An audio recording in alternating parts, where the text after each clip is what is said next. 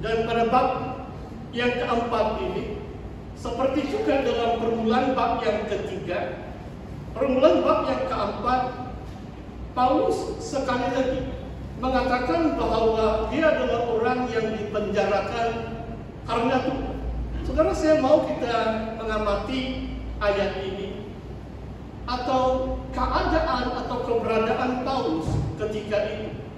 Sebab kalau biasanya kalau orang yang di penjara itu, kadang-kadang kita memikirkan itu suatu yang hina atau memalukan atas perbuatan yang salah atau melakukan jenayah sehingga dipenjarakan. Tetapi Paulus katakan, aku adalah orang yang dipenjarakan karena Tuhan. Maksudnya Paulus bukan melakukan kesalahan atau jenayah, tetapi karena ketaatan dia kepada Tuhan, memberitakan Injil pada abad yang pertama di mana-mana. Kalau kekristenan baru diberitakan waktu itu, dianggap satu sekta yang mungkin dianggap sebagai sesat. Hanya agama Yahudi yang sudah berabad-abad lamanya diiktiraf oleh kerajaan Romawi. Waktu nama Yesus diberitakan, kebanyakan orang bangsa-bangsa bukan orang Yahudi, mereka anggap ini sesuatu yang ganjil, sesuatu yang aneh. Siapa ini? Orang Yahudi yang baru-baru disalibkan di kota Yerusalem, ditolak oleh pemimpin-pemimpin mereka sendiri. Sekarang diberitakan oleh Paulus bahwa dia sudah hidup kembali, merupakan juru selamat dan Tuhan. Memang message firman Tuhan waktu Paulus memberitakan itu adalah sesuatu yang agak ganjil. Kalau bukan kuasa Roh Kudus, tidak mungkin begitu banyak gereja, maksudnya orang menjadi percaya waktu itu. Dan untuk beberapa abad lamanya, kerajaan waktu itu menentang, menindas, bahkan memenjarakan orang-orang yang memberitakan Injil. Saudara, cuma pagi hari ini saya mau lihat, sebenarnya ada satu ayat dalam bab 3 ayat 10 di mana firman Tuhan mengatakan dalam Efesus bahwa berbagai hikmat Allah diberitahukan kepada pemerintah, kepada penguasa melalui jemaat. Ayat ini saya pikir hari ini saya mau khotbahkan. Cuma saya pastor boleh beritahu bahwa kadang-kadang khotbah ini bukan senang. Kalau khotbah itu saya baru saja mau taruh itu rempah, baru marinate, belum begitu masak itu, maksudnya belum begitu sedia. Dan saya pikir bagaimana berbagai hikmat Allah itu dinyatakan melalui jemaat. Sedangkan pada tahun ini kita mengharungi berbagai dugaan dan cabaran. Hampir setengah tahun, 5,5 bulan, gereja Tuhan tidak diizinkan untuk beribadah seperti hari ini. Hari ini merupakan round kedua atau ketiga kita mulakan beribadah. Jadi nampaknya macam saya belum sedia bahkan bagaimana jemaat Tuhan itu menyatakan berbagai hikmat Allah kepada bangsa-bangsa, kepada penguasa dan pemerintah. Namun demikian saudara, saya percaya hari ini mari kita lihat dalam apa yang menyatukan kita. Itulah sebabnya saya beri tajuk perkongsian firman Tuhan, bersatu dan berdoa. Dalam ayat yang ketiga mengatakan, berusahalah memelihara kesatuan roh oleh ikatan damai sejahtera. Oh, kalimat ini sangat indah saudara. Dan ini sangat bergantung kepada setiap anak-anak Tuhan, setiap anggota gereja, setiap orang percaya untuk memelihara kesatuan roh dengan ikatan damai sejahtera. Maksudnya melalui kasih kita saling mengasihi satu dengan yang lain. Dalam ayat-ayat yang pertama hendaklah kamu selalu rendah hati. Biasanya kalau orang yang rendah hati, dia tidak begitu cepat mengkritik atau menghakimi orang lain. Biasanya kritikan atau menghakimi orang lain itu kadang-kadang boleh membawa perpecahan. Kita harus lambat untuk menghakimi atau menuduh, mendakwa orang lain, supaya kita dapat memelihara kesatuan roh itu. Dalam ayat yang kedua juga, di antara caranya adalah tunjukkan kasihmu dalam hal saling membantu. Dan saya tidak tahu dalam keadaan COVID-19 yang melanda kita pada tahun ini, pasti ada jemaah yang merasakan mungkin kesempitan dalam hal ekonomi. Dan disitulah jemaat Tuhan yang lain yang diberkati Tuhan, mungkin termasuk dari kampung gereja. Saya sudah tahu ada beberapa kali kampung gereja pun dipakai untuk membantu jemaat yang ada dalam kekurangan. Ini juga memelihara kesatuan roh itu. Sebab kalau jemaah merasa terpinggir, kalau mereka merasakan kepimpinan atau pastor penetua tidak mempedulikan mereka, atau mereka merasakan begitu terhempit dalam kekurangan, tetapi jemaah yang lain, wah dia hidup mewah, berseronok, tapi dia langsung tidak mempedulikan saudaranya. Bagaimana kesatuan roh ini tetap terpelihara oleh ikatan damai sejahtera?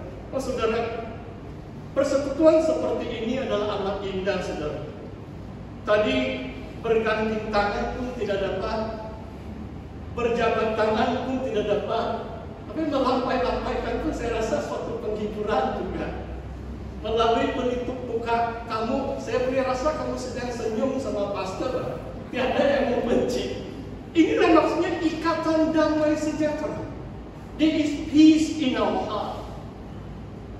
Dan kita bersatu hati di dalam Tuhan. Dan kita mengelak dari apapun tindakan atau pikiran yang merosakkan kesatuan itu.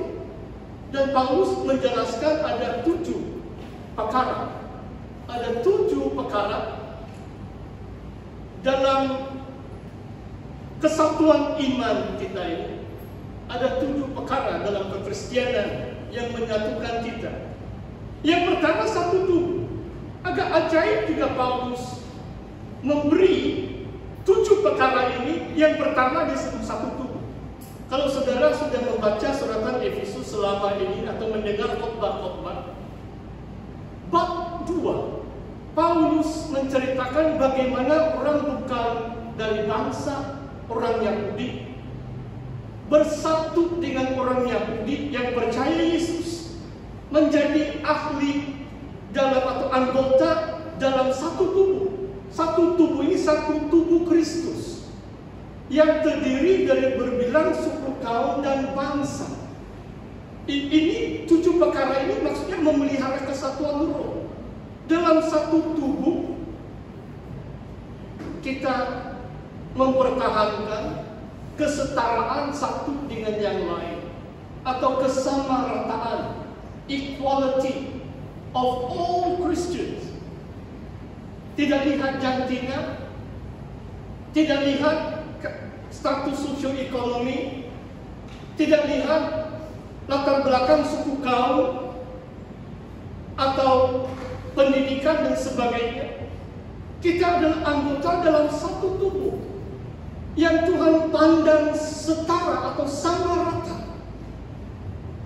Tuhan kita tidak pilih kasih. There's no favoritism in God. Dalam suratan Yakobus cukup jelas. Firman Tuhan mengatakan tidak ada pilih kasih di dalam Tuhan. Dalam suratan Yakobus ada bahagian pertama di mana kalau orang kaya datang di gereja, jangan kamu hanya lihat pandang dia orang kaya duduk di sofa di depan. Nanti ada satu orang yang mungkin baju dia koyak-koyak, nanti kamu bilang kamu duduk sana lah, penjuru sana. sebab lalu kelihatan di depan. Itu maksudnya pilih kasih.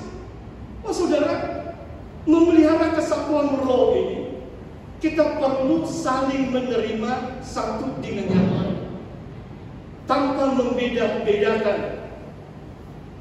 Dan yang kedua, satu roh. Saudara, dalam penyembahan hari ini pun, memang saya rindu seperti saudara dan saudari. Kalau di rumah satu orang menyembah itu, saya menyembah juga, tapi tidak seperti hari ini. Wah, saya semakin bersemangat. Haleluya. Sebab dalam kehadiran gereja Tuhan, roh sedang berkarya di tengah-tengah kita. Dalam 2 Korintus 3 cukup jelas. Bila kita mengangkat wajah kita memandang Tuhan, kita menikmati kemerdekaan, roh sedang berkarya memerdekakan kita sehingga kita dirubah seturut dengan gambaran Kristus. Dalam persekutuan, dalam ibadah waktu kita menyembah Tuhan, Tuhan bekerja untuk merubah saudara seturut dengan gambaran Kristus, supaya karakter kita semakin hari semakin seperti perwatakan Tuhan Yesus. Saudara, satu roh ini amat penting. Sebab di dunia, bahkan di firman Tuhan yang lain, Paulus menyuruh jemaat di Korintus menguji sama ada itu Roh Kudus atau bagaimana. Ada roh yang asing, ada roh-roh yang jahat. Tetapi pengakuan iman kita atau menyatukan kita adalah kita memiliki satu roh, Roh Kudus dari Allah. Sebagaimana kamu telah dipanggil kepada satu pengharapan yang terkandung dalam panggilanmu. Perkara yang ketiga adalah satu pengharapan. One body, one spirit, one hope. Dalam pengakuan rasuli kita, mungkin sampai ke akhir pengakuan rasuli itu disebut kebangkitan tubuh dan hidup yang kekal. Saudara, di antara pengharapan kita, satu pengharapan kita adalah kebangkitan tubuh dan hidup yang kekal. Maksudnya hidup ini bukan hanya di dunia ini. Dan kita tidak akan takut akan kematian. Sebab ada kebangkitan tubuh. Yang mati cuma tidur sebentar. Pada kedatangan Yesus kedua kali, Tuhan akan membangkitkan kita. Kita mengalami kebangkitan tubuh yang mulia, tubuh yang rohani, tubuh yang tidak akan binasa untuk selama-lamanya. Dan hidup kekal ini sesuatu yang ajaib, saudara. Sebab Allah kita adalah Allah yang kekal. Kalau kita percaya Yesus, kita akan hidup untuk selama-lamanya. Itulah sebabnya Paulus sanggup menderita, dipenjarakan karena Tuhan. Dia tahu bila dia beritakan Injil, bila orang percaya, mereka akan memiliki pengharapan itu. Mereka akan memiliki atau beroleh hidup yang kekal bersama Tuhan untuk selama-lamanya. Yang seterusnya satu Tuhan. Saudara, kalau saudara terus membaca, nanti ada satu Allah dan Bapa. Saya mau terangkan di sini. Cuma mungkin saya tidak menyatakan bahasa Yunani-nya. Bahasa asli di sini adalah Kurios atau Kyrios, One Lord. Dan perkataan Tuhan di sini merujuk kepada Tuhan Yesus Kristus. Kalau saudara menghitung 7 perkara ini, satu Tuhan itu berada di tempat yang keempat. Dalam cara penulisan orang Yahudi, saya rasa bukan kebetulan atau secara ramah Paulus menulis 7 perkara. Kalau dalam kaidah penulis orang Yahudi, perkara keempat itu merupakan yang kemuncak. Kamu paham? 1, 2, 3, 4, nanti 5, 6, 7. Saya lupa bahwa itu kaki dia, kandil, menorah. Kalau saudara menghitung tadi, satu tubuh, satu roh, satu pengharapan, sekarang sampai tengah-tengah sudah ini. Satu Tuhan.